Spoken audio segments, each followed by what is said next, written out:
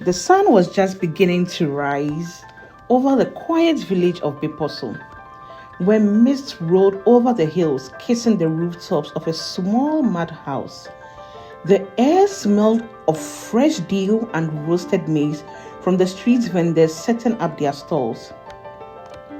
In one of these houses, Kojo and Afriyie lived, a couple known for their humility and hard work. Kojo was a laborer. Every morning, before the village fully awoke, he was already at the construction site. He lifted heavy cement bags, dug trenches under the scorching sun, and carried bricks until his hands blistered. Sweat dripped from his body like a constant reminder of how hard life was. But he always said, one day, all this suffering will end. Afriyie, his wife, was the definition of resilience.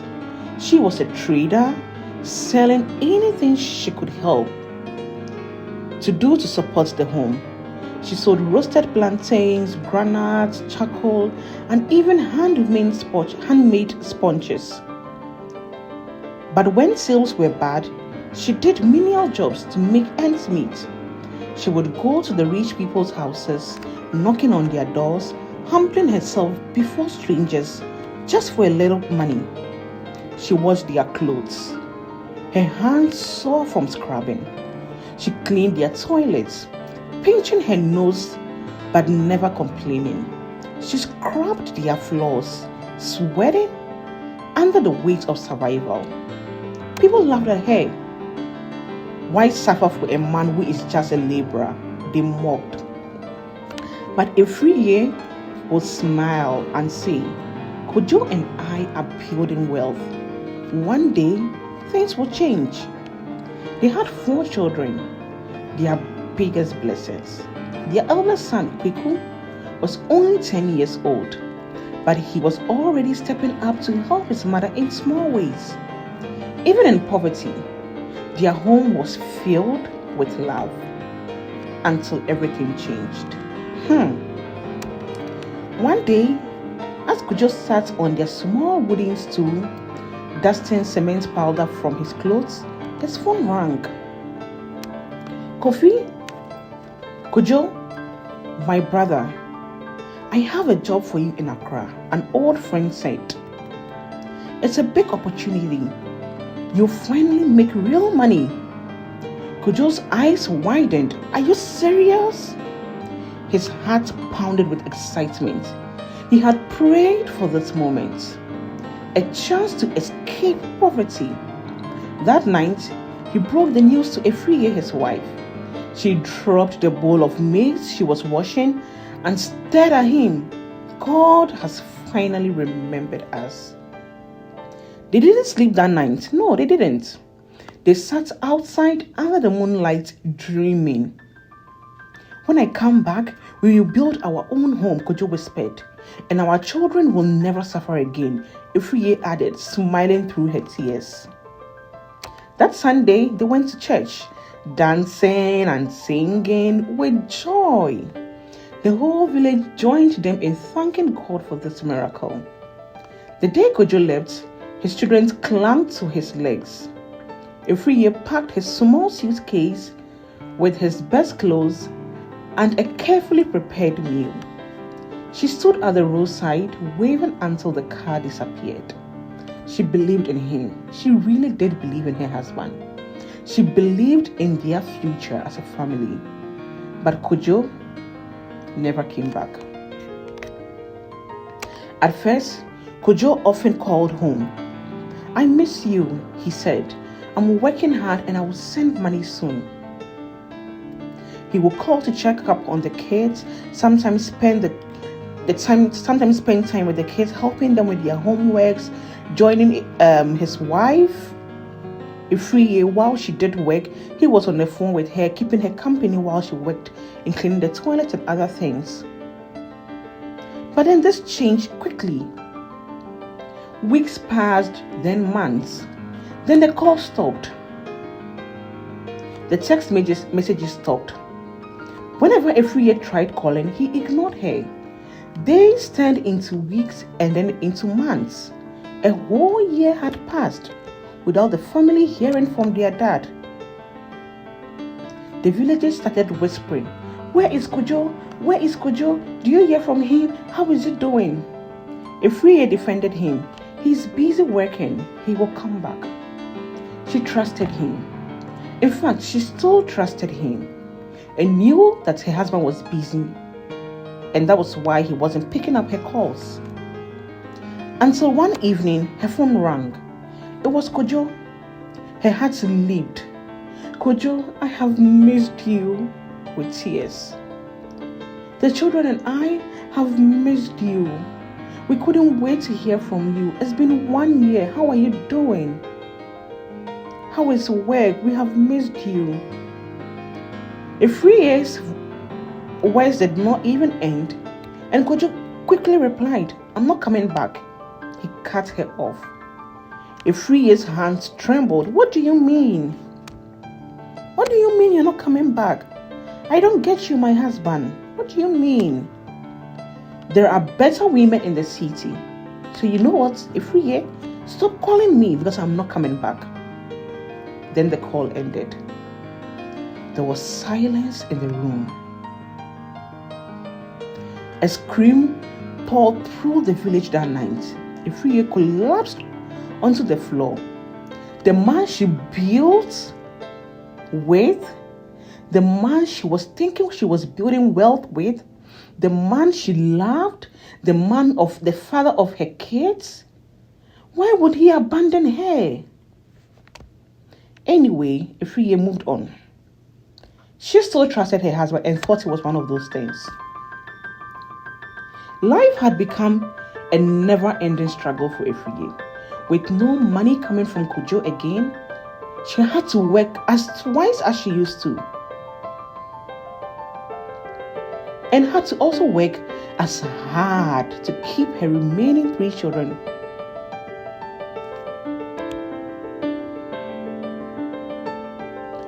To keep her remaining 4 children healthy. Afriyie worked on people's farms, continued to work on people's farms, continued to struggle cleaning people's toilets and stuff like that. She worked on people's farm under the scorching sun. She washed clothes for strangers, scrubbing until her fingers bled. She walked miles and miles carrying heavy firewood just to earn few coins to take care of her kids. But it was never enough, never, to take care of their 4 children.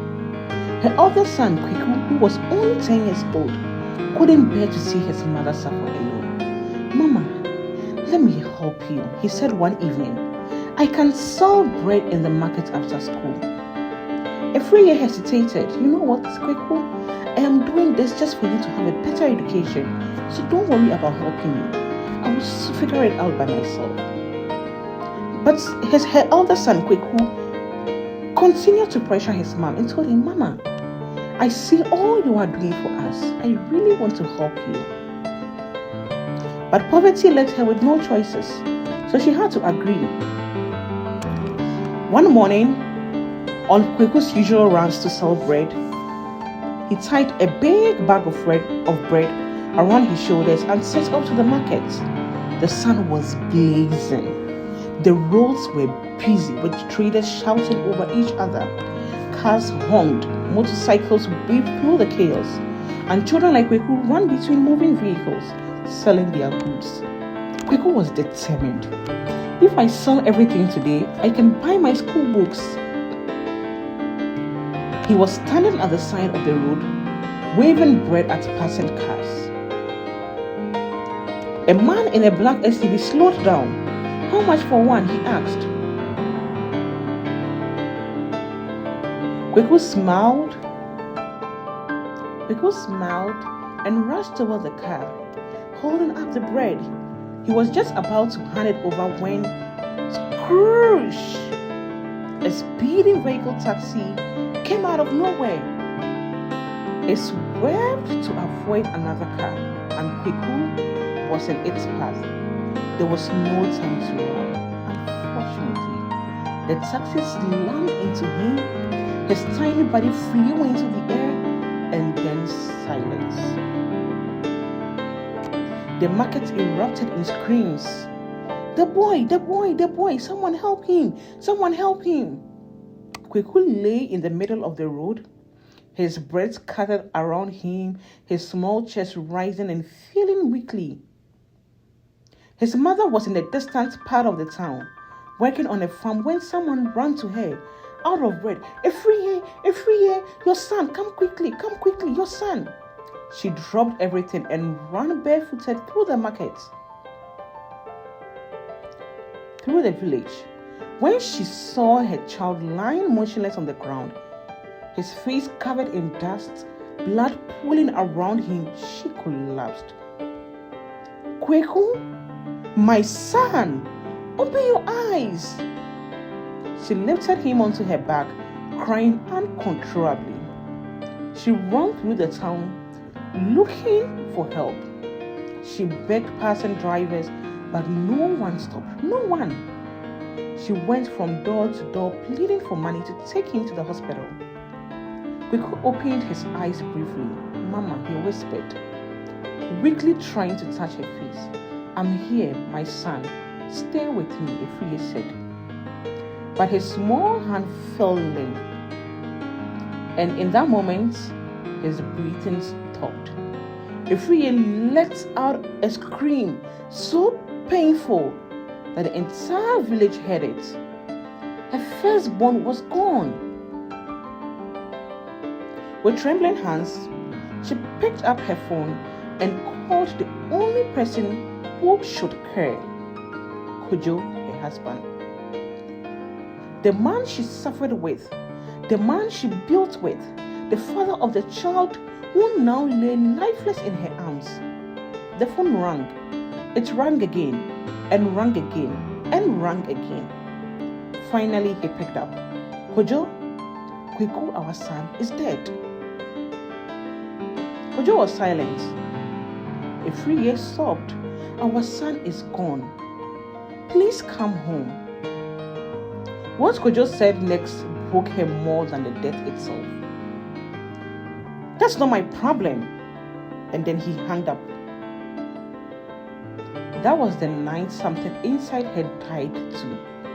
She held her son's lifeless body against her chest, rocking him back and forth, sobbing uncontrollably. The village women surrounded her, crying with her. But her husband, he never came. He never showed up. He never showed concern. Nothing. He just was not bothered. He never even called back. And from that day on, Afriyie knew she was alone in this world. Years passed, and Afriyie never remarried. She had no time for love. Survival was all that mattered to her. She worked harder than ever. She sold firewood, carried bags at the market, and even scrubbed toilets in the town's hotels. She labored on farms until her hands were calloused just to put food on the table.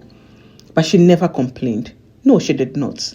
She reminded herself every day, my children will never suffer like me. And they never forgot. Kwabena, the second son, was brilliant. He studied under the dim glow of a kerosene lamp every night, refusing to let poverty define his future. When his teachers saw his dedication, they helped him apply for a full scholarship to study engineering in the UK. The day the acceptance letter arrived, Afriyie cried. She cried and cried. God has not forgotten me, she whispered through her tears. While the twins on the other side, Ajwa and Mayfair, were just as determined as their brother. While their friends played in the streets, they studied.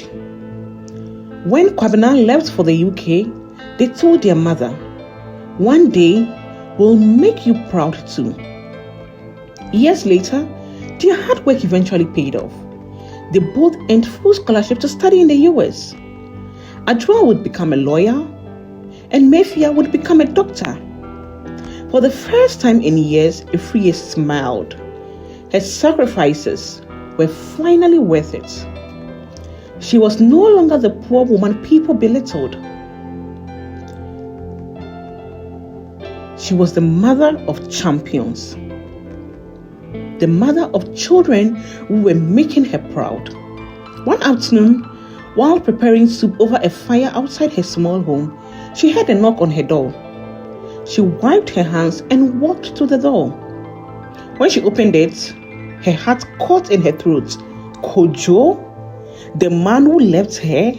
The man who never called? The man who said Kweku's death wasn't his problem? He was standing there, wearing expensive clothes, but with desperation in his eyes. Afriyie's hands trembled as she stared at him. For years, she had imagined this moment. Afriyie, he began, forcing a smile. How are you? She said nothing. You look good, he continued. I heard the children are studying abroad. Congratulations. Still, Afriyie said nothing. Then he dropped the act. Listen, I need you to sign some documents for their scholarship. Since I'm their father, I should be listed as their next of kin. When the time comes, their earnings will come to me because I am the father of these children. It's just formality. It hit like a slap. He wasn't here for the children. He was here for their success. She felt something rising inside her. Rage, disgust, disbelief. This was the same man who abandoned them. The same man who called her filthy when she begged for his help. The same man who said Kweku's death wasn't his problem. The same man who left these kids all to herself. The same man who abandoned his own children. The same man who left to see his wife struggle in the village to make ends meet. The same man who left his wife with peeled hands just because of the menial job she did. And today he's here for the success of the children? She chuckled. Her answer to Afriyie folded her arms. Kojo? She said quietly, her voice steady. Where were you when I was grabbing toilets to feed them?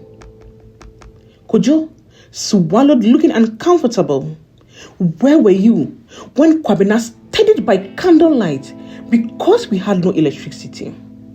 Where were you when Kweku, our eldest son, in the midst of trying to help me to take care of him and his case, was knocked down by a car and died? Where were you? Where were you? Where were you? Afriyie, that's past, he said with a smile. She quickly cut him off. Where were you when I carried our dead son on my back, running through the village for help? Where were you? Kojo looked away. Things were different then, he said. Afriyie laughed bitterly. Kojo, you are right. You are right. Things were different. She took one step closer, looking him dead in the eye. But now, so I am. So am I. And with that, she slammed the door in his face and left. Kojo stood there stupidly and shook his head. At this point, he realized he had been stupid all this while. He realized he had made a fool of himself. This story is a reminder that karma never forgets. Never abandon those who stood by you in the darkest moments. And for every struggling mother out there, your sacrifices will not be in vain. Never. It will never be in vain.